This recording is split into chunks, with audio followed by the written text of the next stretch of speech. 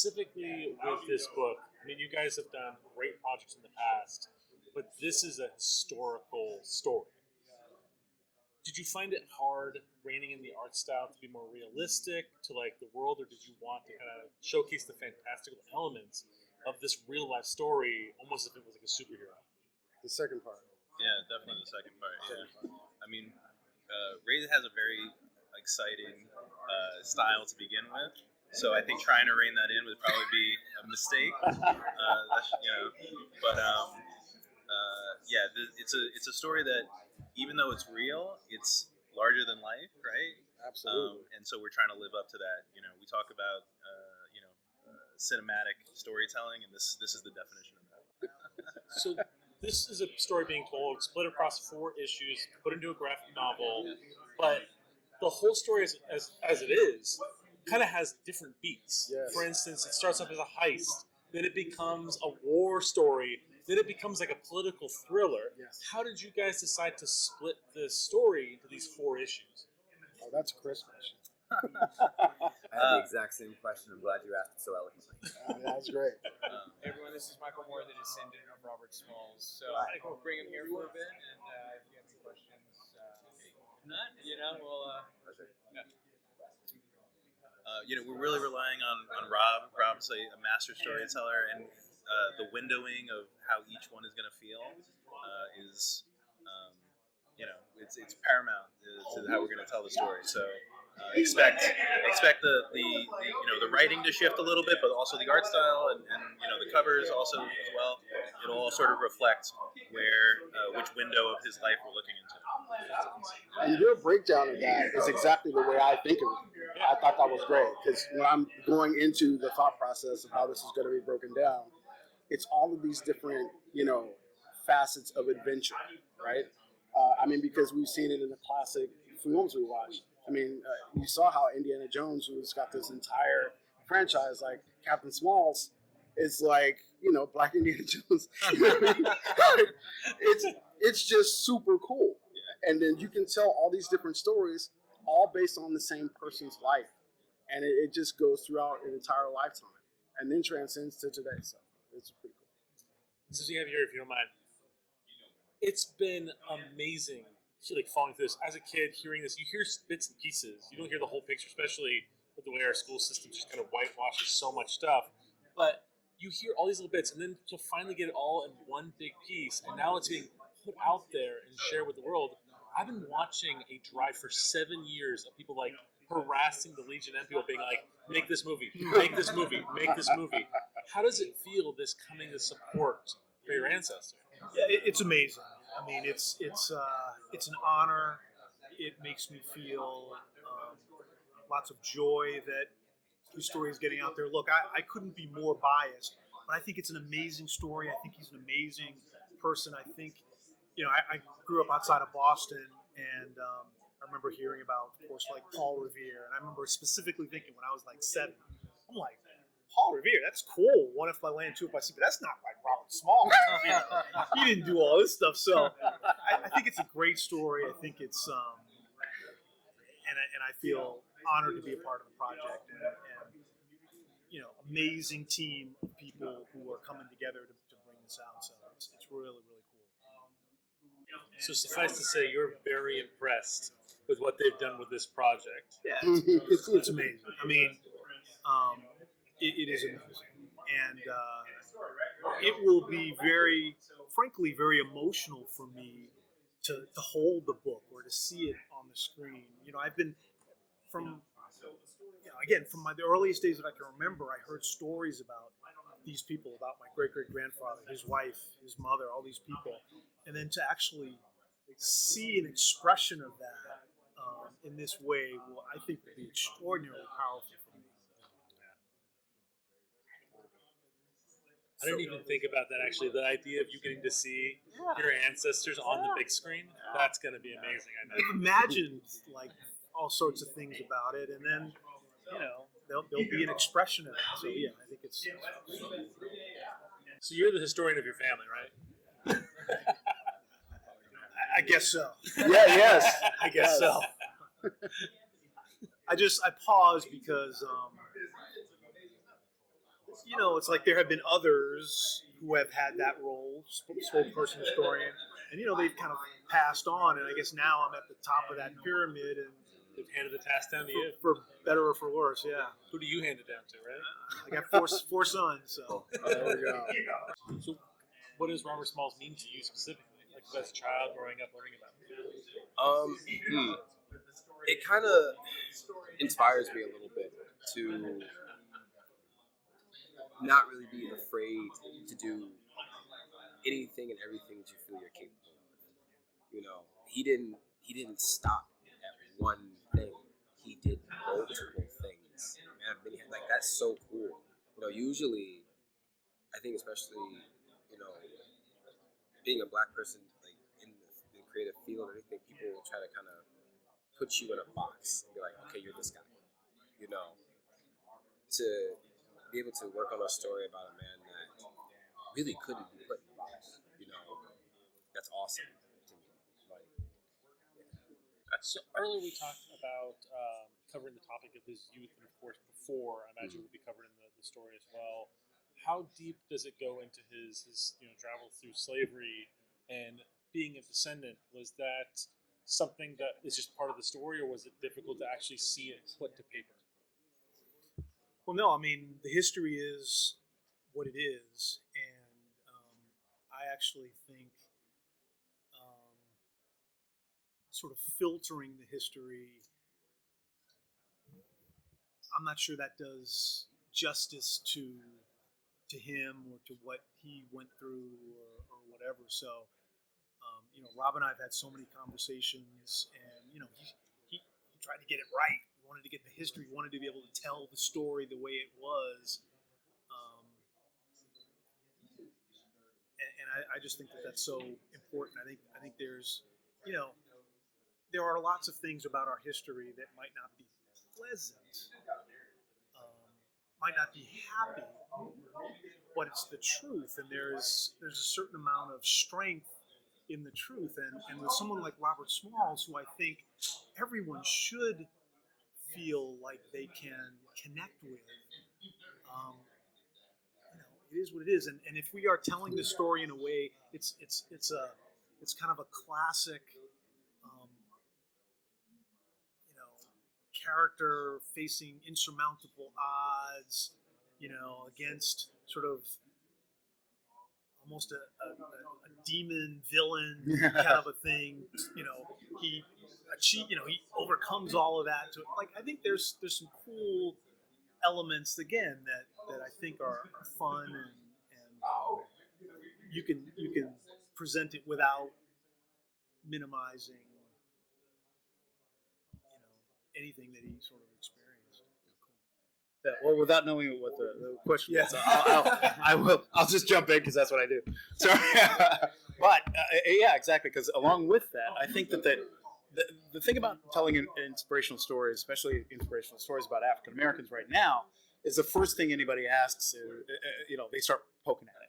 They start, you know, like, well, that didn't happen, and that doesn't look like that, and whatever, blah blah blah. Those ships were bigger than that, and you know, all that kind of stuff. And so, for that reason. Primarily, not the only reason, but you want to get it right. You want to get the details down. You want to make sure that you know, we were talking earlier, like, this is the weight of the ship.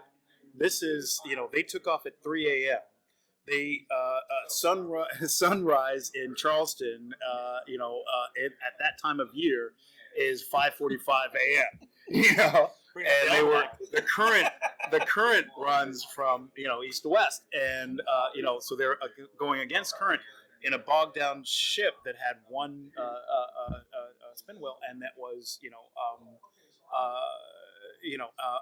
and the sun did the sunrise behind him, in which case he could buy some time, you know, that he was shaded, or did the sunrise, you know, in front of him? Because one thing that would expose the whole venture would be for them to see that there was not a white captain at the helm, right? So all of these questions, as a storyteller, they become very important. As a historian, which I am not, you know, sometimes they're just like, oh yeah, well, he took the ship and he did the blah blah blah. It's like, no, I want to tell what exactly happened. He had 5 checkpoints to get through. He couldn't have gotten through all of them particularly smoothly because just the military is the military, you know. if the current was going towards Fort Sumter, he was sunk.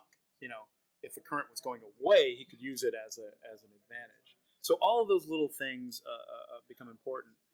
Another thing that I discovered, just the history as it lines up, was that they would say he was at 10 years old he had several jobs.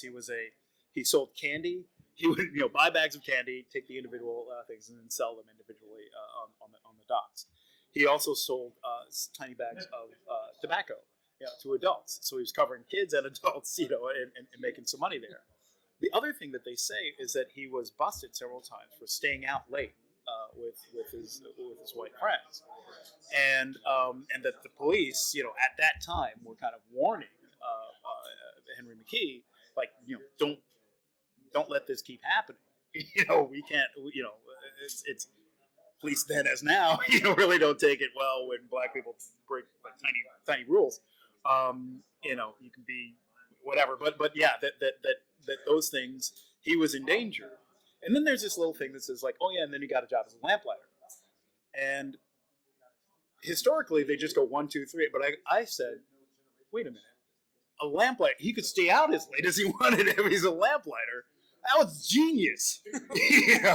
So he's getting busted by the cops in one regard. He takes this job, so now he can hang out all night with his friends, whatever, and then just take breaks and go light lamps.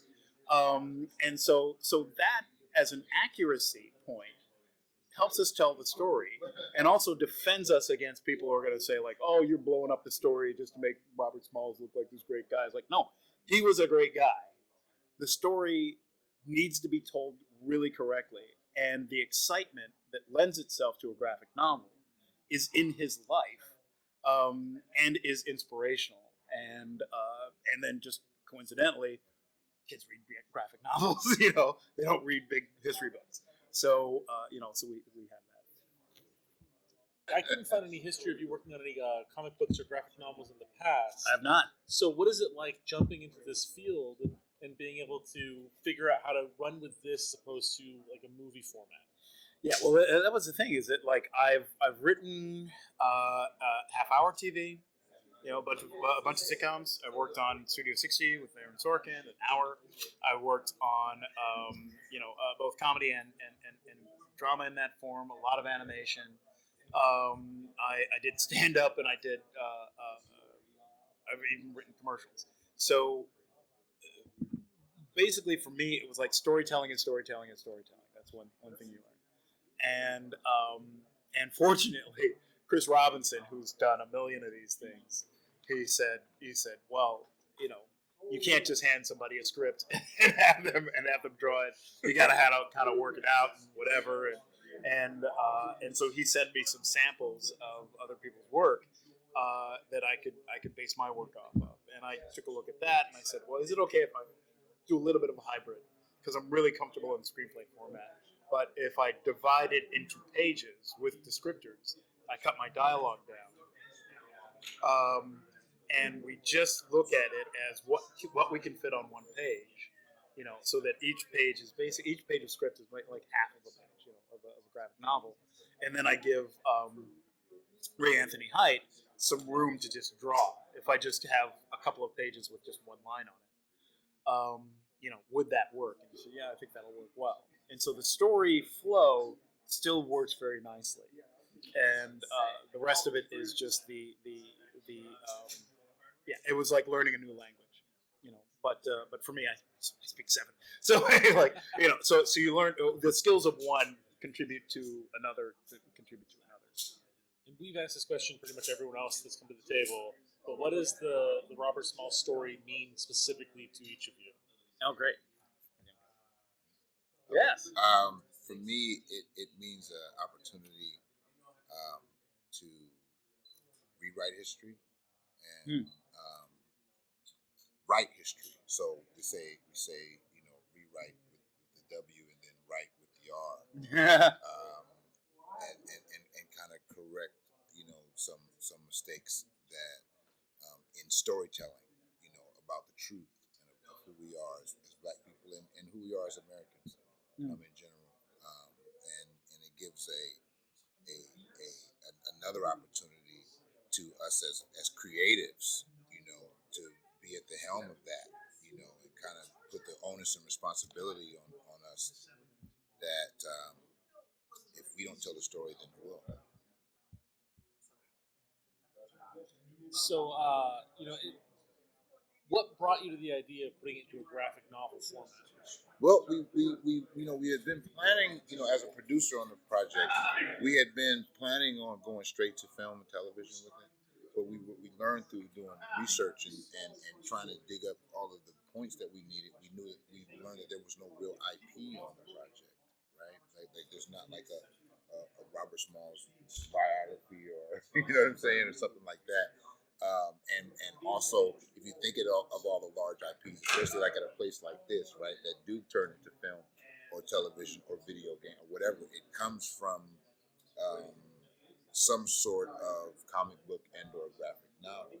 And in my mind, in our mind, Robert Smalls is in truth a superhero, in real life, and someone that we can actually, quantify, that we can actually touch, that we can actually emulate, that we all have the same components in us to be our own superhero in that way. So why not create an IP that tells the story in a larger than life way, in a way that's being consumed every day by comic book graphic novel lovers of all kind. And then this world that we're in right now, especially to be here at Comic-Con, I think is where all the greatest stories in the last 10, 15, 20 years have kind of come out of this world. So and the things that have made real impact and have mattered. So this is something we want to make real impact with, and we kind of again want to rewrite and then write the history. So, as a final question, real quick, are you in this for the long haul till it gets to the theaters? Well, that's the only reason I'm in it. Yeah, baby, that's what I love. Yeah, I'm. Yeah, you got to know the graphic novel came after. It was film first. another comic book. Yeah. It was graphic novel came. It wasn't the other way around. It's like we're working in reverse, and then we're going to turn it back around. So we're still going. We're going strong towards the theater. Oh, totally, man. Like we've even thought about making it more expansive than